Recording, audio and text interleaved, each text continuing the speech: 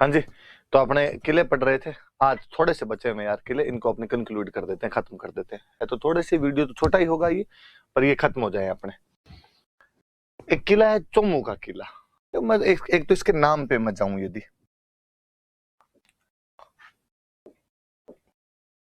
इसका ऐसा नाम क्यों है, तो इस किले के 4 दरवाजे थे, 4 मुंह का किला था, इसलिए चौमुहागढ़ कहते थे।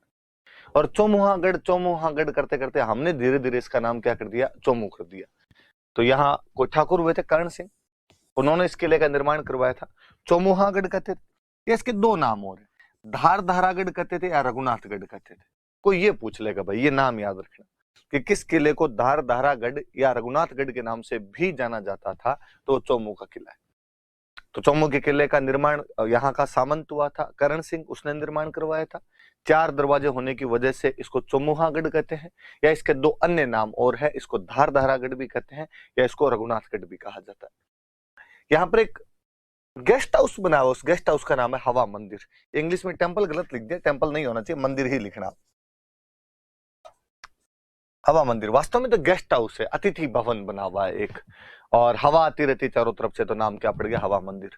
आप फिर याद करना, मैंने बताया कि ये जयपुर साइड की विशेषता थी कि यहाँ पर जो महल हुआ करते थे, उन महलों को मंदिर कह दिया करते थे। याद कीजिए आप कि आमेर के अंदर आपके सुख मंदिर, हवा मंदिर और यश मंदिर बने हुए हैं। याद कीजिए कि हवा महल की 5 मंजिलों के नाम शरद मंदिर, रतन मंदिर, विचित्र मंदिर, प्रकाश मंदिर और हवा मंदिर। और शरद मंदिर पर ही एक पोर्शन और है जिसको हम प्रताप मंदिर कहते हैं। एग्जैक्टली कुछ ऐसा ही यहाँ पर भी जो बने हुए हैं उनको आपने क्या कहा जाता है, तो इनको आपने ये हवा मंदिर बना हुआ है यहाँ पे। तो हवा मंदिर क्या है वास्तव में, यहाँ पे तो एक गेस्ट हाउस है, हवा मंदिर वो बना हुआ है। चौमू किले के बारे में 2-4 ही बात है, कोई बातें भी नहीं है ज्यादा, आगे पढ़ लेते हैं। ये देख लेना भैया, मांडलगढ़ तो कल हो गया था अपने ना, मांडलगढ़ तो कल मैंने पढ़ा ही दिया था, वापस लिखा हुआ देख लेना। भीलवाड़ा के अंदर है, और चांदना गुर्जर ने मांडिया भील की याद में किले का निर्माण करवाया था। हल्दी घाटी उससे पहले मान सिंह इस किले में रुका था। मंडल आकृति में बना हुआ है। उंडेश्वर महादेव का मंदिर है, शीतला माता का मंदिर है, सागर सागरी जलाशय। ये बात मैं बताता ही हूँ आपको, कल भी मैंने बताई थी कि मांडलगढ़ में सांगा की छतरी है, किले में नहीं, किले से बाहर है। कोई बात नहीं, दोबारा आ गया है किला। मांडलगढ़ का किला देख लेना भैया। शेरगढ़ किला 12, ये देखना आप, परवन नदी के किनारे बना हुआ। एक तो इस नदी का नाम याद रखना, कोई पूछ ले कि भाई शेरगढ़ का किला जो 12 है वो कौन सी नदी किनारे, तो परवन नदी किनारे कोसवर्धनगढ़ कहा जाता है। कहते हैं कि कोसवर्धन नाम की पहाड़ी थी यहाँ पे, उस पहाड़ी पर बना हुआ था, इसलिए नाम कोसवर्धनगढ़ है। जिस प्रकार राजस्थान में तारागढ़ 2 है, एक तारागढ़ का किला अजमेर में है और एक तारागढ़ का किला बूंदी में है, उसी प्रकार शेरगढ़ भी 2 है। एक शेरगढ़ का किला 12 में है और एक शेरगढ़ का किला धौलपुर में है। तो धौलपुर वाला किला बहुत पुराना किला है, कुषाण कालीन किला है। आप देख लो, मौर्योत्तर काल जब मैंने पढ़ाया था तो शकों और कुषाणों के बारे में मैंने बताया था। हम पढ़ते हैं कि हनुमानगढ़ में एक जगह पड़ती है रंग महल, जहां से गुरु शिष्य की मूर्ति मिली है, डॉक्टर हन्ना रीड ने उत्खनन किया था, वो कुषाण कालीन मूर्ति। तो कब देख लो कुषाणों का पीरियड कब रहा होगा, उस टाइम का बना हुआ किला है। और कहते तब किसी मालदेव नाम के सामंत ने निर्माण करवाया था। मैं फिर आपका ध्यान इधर आकर्षित करना चाहूंगा कि आप इस मालदेव को अपने जोधपुर वाला मालदेव ना समझें। उस टाइम कोई मालदेव नाम का सामंत रहा होगा कुषाणों के टाइम में, उसने ये शेरगढ़ वाला किला यहाँ पर बनवाया था। कहते शेरशाह सूरी ने इसका नाम बदलकर शेरगढ़ कर दिया था। शेरशाह सूरी ने कोई अटैक किया, यहाँ पे कब्जा किया, और कब्जा करके इसका नाम क्या कर दिया था, शेरगढ़ नाम कर दिया था इसका। सैयद हुसैन की दरगाह है, आपको वापस एक साथ सारी दरगाहें याद कर लेनी चाहिए। जब हम पढ़ते हैं कि गागरोन के किले में संत हमीदुद्दीन की दरगाह है, रणथंभौर के किले में पीर सदरुद्दीन की दरगाह है, जोधपुर के किले में भूरे खान की मजार है, तारागढ़ अजमेर वाले के अंदर मीरान साहब की दरगाह है, जालोर वाले किले के अंदर मलिक शाह की दरगाह है। एग्जैक्टली कुछ ऐसा ही धौलपुर के किले में सैयद हुसैन की दरगाह है। इसमें एक तोप है जिसका नाम है हुनहुकार। आप वापस तोपें याद करेंगे तो जोधपुर के किले के अंदर आपके किलकिला, भवानी, शंभू बाण, गजनी खां, नुसरत, गज्जक और गुब्बारा।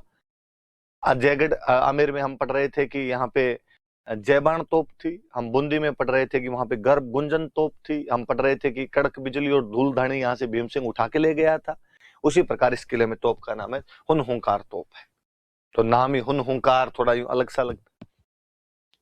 बाबर अपनी आत्मकथा में लिखता है कि धौलपुर के अंदर कमल बाग नाम की कोई जगह थी, कमल बाग नाम की जगह थी। अब तो हालांकि नहीं है ऐसी कोई जगह, लेकिन बाबर कहता है कि उस टाइम थी। और हम पढ़ते भी हैं कि बाबर ने इस इलाके में कब्जा भी किया था। हम पढ़ते हैं बयाना का तो युद्ध ही सांगा बाबर से इसी बात पे लड़ता है कि वो मेहंदी ख्वाजा को दे दिया था उसने।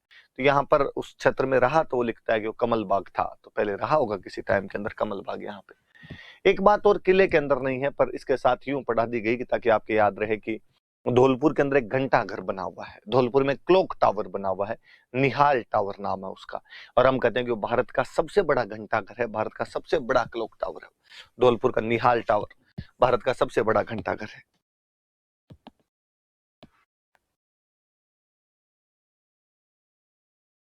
शेरगढ़ है ना। मैं एक और बात बताना चाहूँ, इसमें नहीं लिखी हुई है कि धौलपुर में तोप का नाम था हुन हुंकार। तब मुझे याद आता है कि यार धौलपुर वाले थोड़े नाम वाम में से रखते थे। देखो तोप का नाम तो है हुन हुंकार, धौलपुर में सिक्के चलते थे, उन सिक्कों का नाम था तमंचा शाही। मुझे लगता है यार चंबल वाले बीहड़ में तमंचे भी डिस्को ज्यादा होता है, इसलिए सिक्के का नाम भी उन लोगों ने तमंचा शाही कर लिया था। जैसे हम पढ़ते हैं कि आमेर के सिक्कों को झाड़ शाही सिक्के कहते हैं, उसी प्रकार जो धौलपुर के सिक्के थे इनको क्या कहते थे, तो तमंचा शाही सिक्के कहा जाता था। थोड़ा अलग सा नाम है, तो याद रखना इस बात को। ये शेरगढ़ 12 वाला। आगे शाहबाद का किला, 12 में एक और किला है शाहबाद का किला, पुराना किला है। मुकुट मणिदेव चौहान नाम के एक बंदे हुए थे, उन्होंने इस किले का निर्माण करवाया था। यहाँ भी शेरशाह सूरी अटैक करता है जब वो कालिंजर अभियान के लिए जा रहा था। हालांकि कालिंजर अभियान शेरशाह सूरी का अंतिम अभियान था। इसी अभियान के अंदर वो एक तोप का गोला छोड़ता है और तोप का गोला वापस आके उसी के लग जाता है, तो इसमें मृत्यु हो गई थी शेरशाह की। पर जब वो कालिंजर मध्य प्रदेश में जगह प्रति वो इधर से गुजर रहा था, तो उसने इस किले पे कब्जा किया और इसका नाम बदलकर सलीमाबाद कर दिया था। इसमें बादल महल बना हुआ है। बादल महल मुझे इसलिए भी याद रहता है कि मैंने कहीं वर्णन पढ़ा था कि बादल महल के बाहर जो दरवाजे थे, उन दरवाजों पर एक पक्षी का चित्र है, अलल पंख पक्षी का चित्र बना हुआ था। और अलल पंख पक्षी जो है उसके बारे में कहा जाता है कि इतना शक्तिशाली पक्षी होता है कि हाथी को चोंच में उड़ाकर और ले जाता है। हमारे पौराणिक कहानियों में, माइथोलॉजिकल स्टोरीज के अंदर इसी पक्षी का वर्णन है, अलल पंख पक्षी का, जो अपनी चोंच में अपने पंजों में हाथी को दबा लेता है। वैसा ही कुछ एक चित्र इस बादल महल के दरवाजे पर लगा हुआ था, जिसमें एक अलल पंख पक्षी जो है वो हाथी को अपने पंजों के अंदर पकड़ के लेके जा रहा है। कहते कालांतर में दरवाजे यहाँ से उतार लिए गए थे और कोटा के नगर निगम में ये दरवाजे लगाए हुए हैं। पता नहीं एग्जैक्टली है या नहीं, पर मुझे याद आता कहीं मैंने ऐसा पढ़ा था। पर वो दरवाजे जरूर इस पे थे जिन पर अलल पंख पक्षी बना हुआ है। इसमें फिर एक तोप रखी हुई नवलवान। तो धौलपुर वाले शेरगढ़ में तोप का नाम है हुनहुंकार और इधर वाली तोप का नाम है नवलवान। मुझे फिर लगता है कि नवलवान नहीं है, इस तोप का नाम होना चाहिए नवल बाण। जैसे जय सिंह की तोप थी तो जय बाण, तो नवल सिंह की तोप है तो नवल बाण। लेकिन वो नाम अपभ्रंश होते हैं, धीरे धीरे भाषाएं रूप बदलती है अपना, तो नवलवान कर दिया गया इसका नाम। ये भाई आपके किला, कोटा का किला कल पढ़ाई दिया था मैंने, आपकी बातें तो वही है शायद कि जयतर सिंह ने गुलाब महल बनवाया था यहाँ पे, माधो सिंह ने कालांतर में यहीं पे कोटा का किला बनवा दिया था। तोड़ कहता है कि आगरा किले के बाद इसका परकोटा सबसे बड़ा है। कल एक बात मैंने और बताई थी कि चंबल के किनारे, चंबल के किनारे बना हुआ, बातें पढ़ ली थी। भैंसरोडगढ़ भी कल पढ़ ही लिया था आपने, चंबल और बामनी नदियों के किनारे है, इसे राजस्थान का वेल्लोर कहा जाता है। यही तो कल पढ़ लिए थे अपन।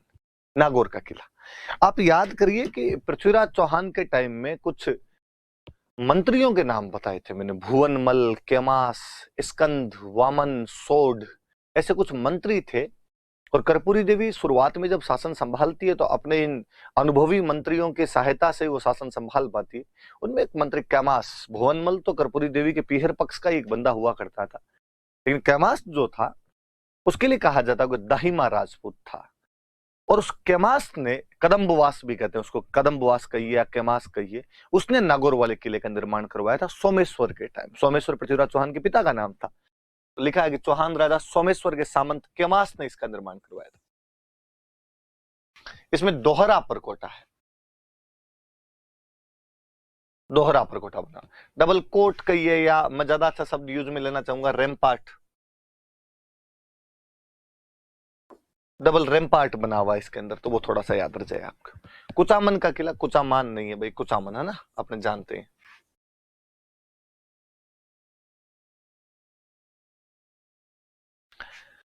कहा जाता है कि किले या तो बनवाए सामंतों ने या बनवाए राजा ने।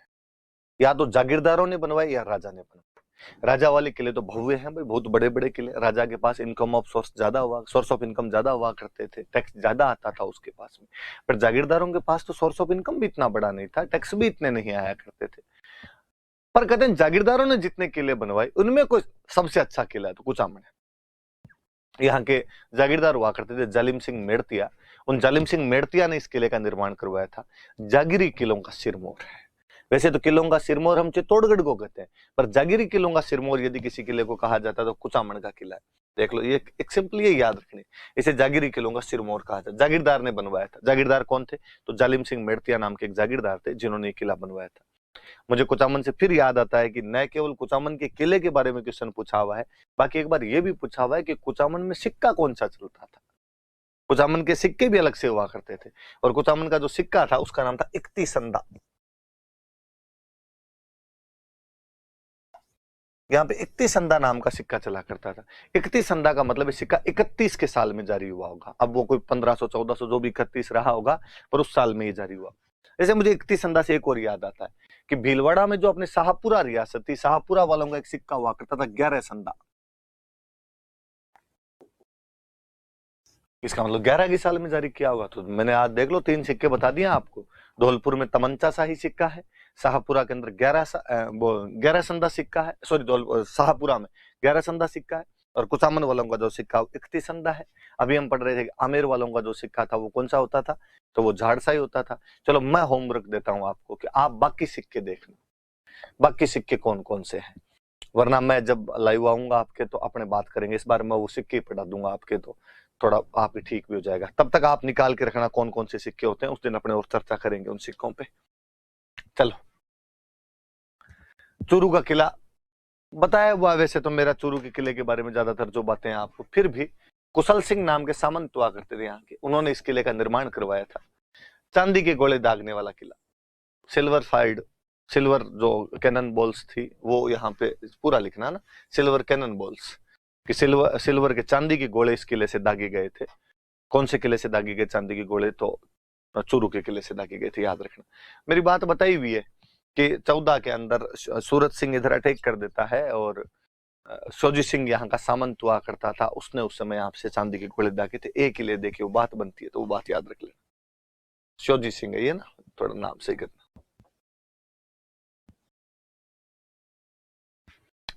कहते अंग्रेज साथ में आए थे इस युद्ध में सूरत सिंह के, तो किसी कवि ने दोहा कहा कि बिको फिको पड़ गए और बन गोरा हम गिर, चांदी गोला चालिया आ चूरू रुई तासीर।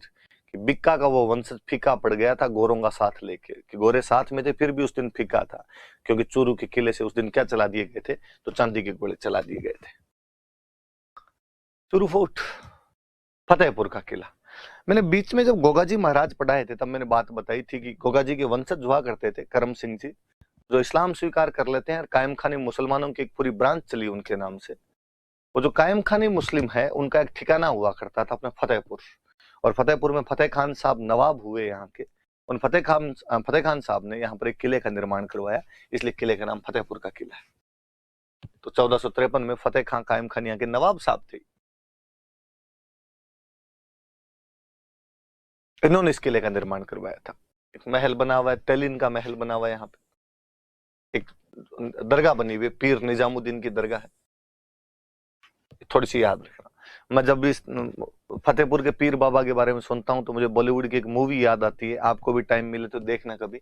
एक बॉलीवुड की एक मूवी है जेड प्लस, और ये जो जेड प्लस मूवी है ये फतेहपुर के ऊपर बनी हुई है।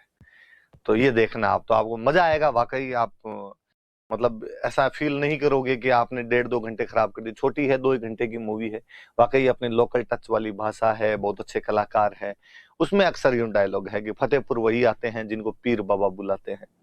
तो उसमें पीर बाबा की कहानी है। जेड प्लस जो सिक्योरिटी होती है उसको लेके कहानी बनाई हुई है, पर प्लॉट अपने ये दिया हुआ है, फतेहपुर के पीर बाबा का प्लॉट दिया हुआ है।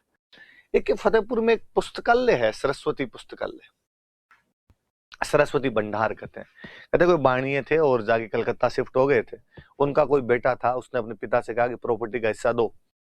बाणीय ने देखा यार दुकान खोलेगा, लेकिन उस बाणीय के बेटे ने यहाँ पर आके सरस्वती पुस्तकालय नाम से लाइब्रेरी बनवा दी थी। ये सरस्वती पुस्तकालय 2 है, एक अपने उदयपुर में भी ऐसा सरस्वती पुस्तकालय है, एक ये इधर भी बना हुआ है, किले के अंदर नहीं, किले से बाहर है। मैं इसलिए कई बार लिखवा देता हूँ कि यार बच्चों की इस बहाने याद रह जाए, वरना अलग अलग छिटपुट जानकारियां कहाँ कहाँ अलग अलग लिखवाते फिरेंगे अपने। तो ये थोड़ा आप भी याद रख लेना इस बहाने। सज्जनगढ़ का किला, नाम से पता चलता है कि सज्जन सिंह ने बनवाया इस किले का निर्माण। सज्जन सिंह मेवाड़ के एक महाराणा हुए थे। जहां तक मुझे याद आता है, आपने पढ़ा होगा कि इन्होंने एक समाचार पत्र निकाला था, सज्जन कीर्ति सुधाकर, जो मेवाड़ का प्रथम प्रशासनिक समाचार पत्र हुआ करता था। आपके और याद आएगा कि दयानंद सरस्वती जी ने जब परोपकारिणी सभा की स्थापना की थी, तो उसके जो अध्यक्ष थे वो सज्जन सिंह जी बनाए गए थे। आपको और याद आना चाहिए कि सज्जन सिंह जी ने देश हितैषणी सभा की स्थापना की थी 2 जुलाई 1877 को, जो किसी भी रियासत में समाज सुधार का पहला प्रयास हुआ करता था। उन्हीं महाराणा सज्जन सिंह जी ने यहाँ पर सज्जनगढ़ किले का निर्माण करवाया था। इसे मेवाड़ का मुकुटमणि कहते हैं। इसे मेवाड़ का मुकुट उदयपुर में ऊंची सी एक जगह पर बना हुआ है, मेवाड़ का मुकुट है। सज्जनगढ़ अभ्यारण्य पड़ता है। मानसून पैलेस भी कहा जाता है इस किले को। मैं एक और नाम बताना चाहूंगा, इसको वाणी विलास पैलेस भी कहते हैं।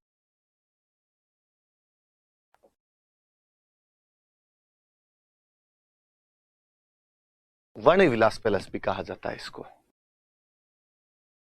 प्यारा बना हुआ है, खूब अच्छा भी है। तिमनगढ़ का किला, करौली के अंदर तिमनगढ़ नाम की जगह है। आपको याद आएगा कि हमने पढ़ा था कि करौली में तिमनपाल नाम का राजा हुआ था, जिसने यहाँ पर तिमनगढ़ को अपनी राजधानी बनाया था। तो उस तिमनपाल ने यहाँ पर जो किला बनाया, उस किले का नाम तिमनगढ़ हो गया। करौली जिले के अंदर स्थित है। यहाँ पर एक कुआं बना हुआ है, थोड़ा याद रखने वाला ये है कि ननद भोजाई का कुआं, थोड़ा अलग सा नाम है। तो जैसे सास बहू का मंदिर जैसे बातें पढ़ते हैं, तो यहाँ पे कुआं बना हुआ, तो उस कुएं का नाम क्या है? ननद भोजाई का कुआं है। तो कहाँ पर है ननद भोजाई का कुआं? तो कहाँ बना हुआ है? तो तिमनगढ़ के अंदर बना हुआ है। मैं अक्सर ऑफलाइन क्लास में जब बच्चों को पढ़ाता हूँ तो कहता रहता हूँ कि यार यहाँ पे तो कोई महिला खड़ी होकर वो भी गीत नहीं गा सकती कि कुएं पर एकली, क्योंकि एकली तो जा ही नहीं सकती, ननद भोजाई दोनों को साथ जाना पड़े, वरना अकेली जा नहीं पाओ आप। तो ननद भोजाई का कुआं है। दौसा में एक किला बना हुआ है, देवगिरी पहाड़ी पर। दौसा कछवाहा शासकों की प्रारंभिक राजधानी थी। हम पढ़ते हैं कि दुल्हे राय बड़गुर्जर राजपूतों को हराकर यहाँ पर कब्जा करता है। मैं दौसा किले के बारे में एक और बात बताना चाहूँ। दौसा का किला छाजले की आकृति में बना हुआ है। छाजले की, या कई लोग इसको सूप भी बोलते हैं। छाजले क्या सूप की आकृति में बना हुआ है। जिनको नहीं पता होगा तो मैं बताऊं कि जो अनाज साफ करने के लिए जो छाजला होता है, तो गेहूं बाजरा वगैरह साफ करते हैं अपने उससे, तो जो छाजला होता है उस शेप के अंदर बना हुआ है दौसा वाला किला। तो छाजले की आकृति में कह दीजिए या सूप की आकृति में कह दीजिए, ये किला बना हुआ है।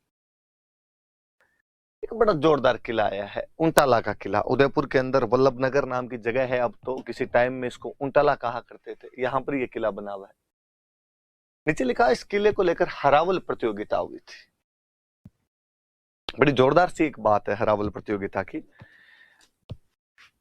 मैं यदि बताऊं इस हरावल प्रतियोगिता की बात आपको, कि अमर सिंह प्रथम का टाइम था।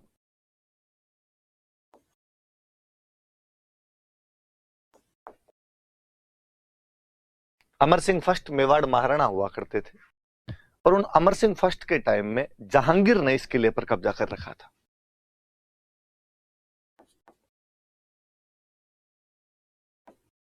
किले पर कब्जा किसका था? जहांगीर का। जहांगीर ने इस किले पर कब्जा कर रखा था।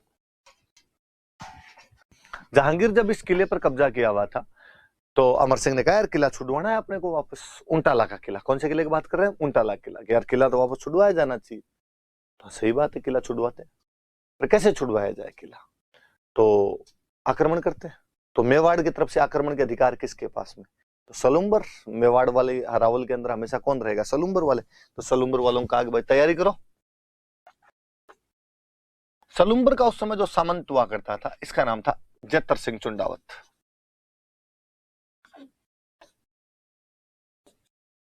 जतर सिंह चुंडावत कहा भाई जतर सिंह जी हरावल के अंदर आप रहेंगे, जाइए और जाके युद्ध कीजिए और उंटाला का किला छुड़वाइए। चुंडा के जो वंशज हुए वो चुंडावत हुए। सलुम्बर वालों को मेवाड़ के हरावल में रहने का अधिकार मिला हुआ था। महाराणा प्रताप के एक भाई थे शक्ति सिंह। उन शक्ति सिंह के जो वंशज हुए उनको सक्तावत कहा गया। उन सक्तावतों का एक नेता वहां पर बैठा हुआ था जिसका नाम था बल्लू।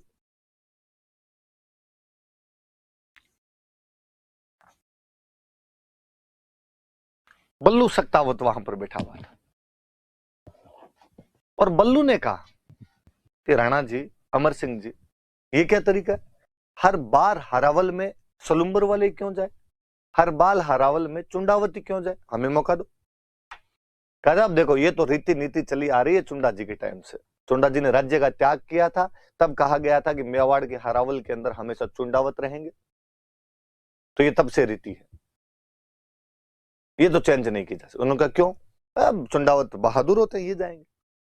उनका बहादुर हम कौन से कम है, हम भी बहादुर, एक बार मौका तो दे के देखें, पहले इस्तेमाल करें फिर विश्वास करें। अमर सिंह के सामने दिक्कत, उसकी दो सेना की टुकड़ियां आपस के अंदर विवाद कर रही है कि पहले मरने के लिए कौन जाना चाहता है। आप देखिए अद्भुत चीज कि ये सौभाग्य किसको प्राप्त हो कि देश, राष्ट्र या राज्य के लिए पहले कौन मरेगा। चुंडावत कहें कि हमारा अधिकार है, आज दिन तक जब हम मरते हैं तो अब भी हमें मरने का अधिकार मिलना चाहिए, हमें लड़ने का अधिकार होना चाहिए। सक्तावत कहें कि हम कौन से बहादुर कम है, हमें मौका दो, हम बता देंगे कि हम भी वैसे ही बहादुरी से लड़ते हैं। तो अमर सिंह जी ने कहा कि चलो ठीक है, तुम दोनों अटैक करो, चुंडावतों की एक टुकड़ी अटैक करेगी, एक सक्तावतों की टुकड़ी अटैक करेगी, अलग अलग छोर से अटैक किए जाए। एक छोर से चुंडावत अटैक करेंगे, एक छोर से सक्तावत अटैक करेंगे। जो किले में पहले घुस गया, किला उनका। मुगलों की नफरी छोटी थी, जहांगीर की सेना बहुत कम थी उन दिनों के अंदर, स्वाभाविक था कि जीत तो लेंगे, उसमें तो कोई डाउट ही नहीं है। पहले कौन घुसेगा? सक्तावतों ने कहा कि हम गेट की तरफ से जाएंगे, गेट तोड़ के अंदर घुसेंगे, ठीक है। चुंडावतों ने कहा कि हम दीवार वाली साइड से जाएंगे, हम दीवार तोड़ के घुसेंगे। कहते हैं कि गेट की तरफ से जब सक्तावत गए, सक्तावतों का नेता था बल्लू, इसने कहा भाई गेट की तरफ से जाते हैं। तो अपने राजस्थान में जो किलों के गेट हुआ करते थे ना, उन गेट के आगे लोहे की सूड़े लगाई जाती थी, लोहे की भयंकर भयंकर किलें लगाई जाती थी। तो यार गेट के आगे तो किले हैं, ये गेट टूटेगा कैसे? तो ऐसे गेटों को तोड़ने का एक तरीका होता था, हाथियों को पिलाते थे दारू, शराब पिलाई जाती हाथियों को। वाकई हाथियों को शराब पिलाया करते थे, इसलिए हाथियों के साथ अक्सर एक शब्द जुड़ा ही रहता है, मदमस्त हाथी। हाथी मद में मस्ती हो जाया करता था। किसका? कृपाराम जी खिड़िया का दो आई आपने, मद छकियो गजराज, गहभरियो चाले मत है, कुकरिया बेकाज, रोवे भूसे क्यों राजिया। कि गर्व में भरावा मद से छकावा हाथी अपनी धुन में चलता रहता है, कुत्ते भगवान जाने उस हाथी को देखकर क्यों भौंकते रहते हैं। अक्सर जो हम हिंदी वाली वो कहावत बोलते हैं कि जब हाथी चलता है तो कुत्ते भौंकते हैं, उसका राजस्थानी वर्जन है कृपाराम जी का दोहा। आगे जब राज्य रे दोहे पढ़ेंगे तो मैं और बताऊंगा आपको इस बारे में। तो हाथियों को दारू पिला के और गेट के टक्कर मरवाते। हाथी पिया हुआ होता तो उन सूलों के जा के, किलों के जा के टक्कर मार दिया करता था, टक्कर मार देता तो गेट टूट जाया करता था, गेट टूट जाता तो अंदर घुस जाया करता। यहां लफड़ा हुआ, हाथी को शराब पिला के भगा के लाए, दूर से टक्कर मरवाई उसके, पर सूले किले इतनी तिखी थी उंटाला वाले किले की कि हाथी की दारू उतर गई एक में, और हाथी ने दूसरी टक्कर मारने से मना कर दिया। हाथी ने कहा नहीं भाई, अपने से तो टक्कर आज मरी जाए, निकल मरी जाए। सक्तावतों को लगा कि यार यदि टक्कर नहीं लगी तो गेट नहीं टूटेगा, गेट नहीं टूटा तो अंदर नहीं घुस पाएंगे, और अपने अंदर नहीं घुसे तो चुंडावत दीवार वाली साइड से घुस जाएंगे और अपने दिक्कत हो जानी है, फिर हरावल उनके पास ही रह जाएगी। वो बल्लू जो सक्तावतों का नेता था, उसने कहा हाथी से टक्कर मारेगा नहीं। हाथी को भगा के लाए, पर हाथी वहां आगे रुक जाए उन किलों को देख के। उसने कहा कि मैं इस गेट के आगे खड़ा हो जाता हूं, मैं इस गेट के आगे खड़ा हो जाऊंगा, आप मेरी पीठ पे टक्कर मरवाओ। हाथी मेरी पीठ पे टक्कर मारी देगा, यहां पे तो उसकी किलें लगेगी नहीं, तो साहब ये सूले आपके आर पार हो जाएगी। कहा हो जाएगी तो जाएगी, एक आदमी मर जाएगा, तुम तो अंदर घुसोगे। तो बहादुर रांगड़ आदमी बल्लू सक्तावत उसके आगे खड़ा हो जाता है, हाथी को टक्कर उस बल्लू के वहां पे पीठ पे लाके हाथी की टक्करें मरवाई जाती है। 2-3 टक्करों के अंदर हाथी गेट तो तोड़ देता है, पर बल्लू सुड़ों के बीच झूल गया था। पर क्या जुनूनी आदमी था कि उसे लगा कि यार यदि गेट टूट गया और अपने वाले अंदर घुस गए तो ये हरावल के अधिकार सक्तावतों को मिलेंगे। पीढ़ियों पीढ़ियों तक मेवाड़ की सेना जब भी लड़ने जाएगी तो सबसे पहले रण मरण का सौभाग्य जो प्राप्त होगा मेरे वंशजों को प्राप्त होगा, मेरे साथियों का प्राप्त होगा। कहानी दूसरे तरफ की ओर विचित्र है कि जब चुंडावतों को पता चला किस प्रकार से सक्तावट गेट तोड़ के अंदर घुसने वाले हैं। वो चुंडावतों का प्रमुख, वो चुंडावतों का मुखिया जत्र सिंह अपने साथियों को कहता है कि यदि वो घुस गए ना तो ऊपर जाके चुंडा जी को मुंह नहीं दिखा पाएंगे। क्या कहेंगे चुंडा जी को ऊपर जाके कि यार आपको जो हरावल का अधिकार मिला था, आपके वंशज इतने निर्बल निकले कि उनके हाथ से सक्तावतों ने ये चीज छीन ली, तो साहब क्या किया जाए, वो तो घुसने वाले हैं। उसने अपने साथी से कहा कि तू मेरा सिर काट के अंदर फेंक दे। पहले अंदर कौन जाना चाहिए, पहले मेरा सिर जाएगा अंदर, काट के अंदर फेंक दिया जाए, बाद में तुम घुस जाना। टूटने वाली है दीवार, बस अपने अंदर घुस ही जाएंगे सारे। अरे क्या पता इतने में हो सकता हो तो घुस जाएंगे। साथी ने जत्र सिंह का सिर काटा, सिर काट के उसके अंदर फेंक दिया किले के अंदर। कहते हैं पहले सक्तावत घुसे थे, गेट तोड़ के अंदर घुस जाते हैं और यस हम आ गए, हम जीत गए। जत्र सिंह चुंडावत की मुंडी मुंडी पड़ी थी, शायद उसकी आंखें यही कह रही होगी कि ध्यान किधर है, तेरा हीरो इधर है। चुंडावत एक बार फिर किले के अंदर पहले घुस चुके थे। नजर न पूगी उन जग्यान गोड़ो पड़ियो न आए, पावाशू पहली घणों ने सिर पड़ियो गड़ जाए। कि नजर न पूगी उन जगह, जहां तक अभी तक नजरें भी नहीं पहुंची थी, गोड़ो पड़ियो न आए, जहां तक अभी तक तोपों के गोले भी नहीं पहुंच पाए थे। पावाशू पहली घणों, पैरों से भी बहुत पहले, सिर पड़ियो गड़ जाए। उस योद्धा ने, उस बहादुर ने अपना सिर कटवा के गड्ढे के अंदर फेंक दिया था। ऐसे जुन्नी लोग थे तब तोड़ लिखता है। जब राजस्थान से ज्यादा बहादुर लोग नहीं देखे हैं। किन बातों के लिए, किन चीजों के लिए मरना कितना सरल कर दिया था उन लोगों ने। तब कहते हैं कि जब राजस्थान वो जगह है जिस धरती के लोगों ने रक्त को पानी से भी सस्ता करके रख दिया था। यहाँ पे खून की तो कोई कीमत ही नहीं थी। हर आदमी किसी बात के लिए कभी मरने के लिए, लड़ने के लिए तैयार हो जाया करता था। आपसे कोई पूछेगा कि वह किला कौन सा है जहां पर हरावल को लेकर लोग लड़ पड़े थे, वो ऊंटाला का किला है। वो हरावल की लड़ाई किन के बीच हुई थी, तो सक्तावतों के और चुंडावतों के बीच हुई थी। उन दोनों के प्रमुख कौन थे? तो चुंडावतों का वो प्रमुख था जत्र सिंह और सक्तावतों का प्रमुख था बल्लू। किसके समय हुआ था? तो महाराणा अमर सिंह प्रथम के समय की बात है। कौन था मुगल बादशाह? कौन था, किसने कब्जा कर रखा था यहाँ पे? तो मुगल बादशाह जहांगीर ने यहाँ पर कब्जा कर रखा था, उसके समय की बात है। देख लीजिए आप, हरावल प्रतियोगिता के लिए प्रसिद्ध चुंडावत और सक्तावतों, नाम याद रखना इनके।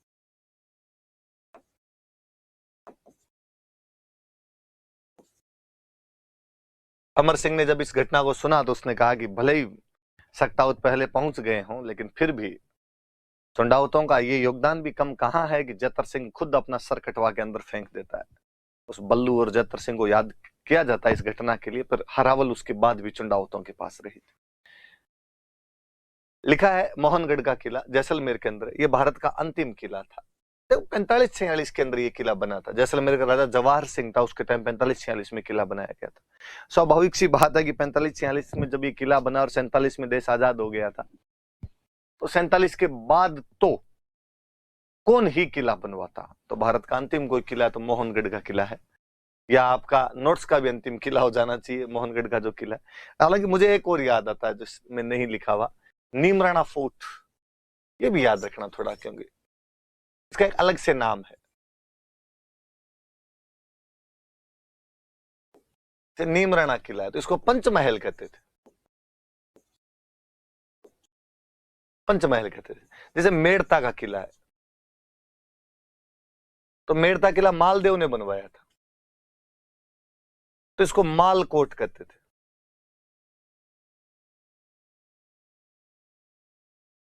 ये भाई अपने राजस्थान के मुख्य मुख्य किले, तो किले याद करना। मैं 2 होमवर्क दे रहा हूं आपको। एक तो मैंने दे दिया आपको, एक तो मैंने कहा कि आप जो सिक्के हैं उन सिक्कों के बारे में पढ़ना।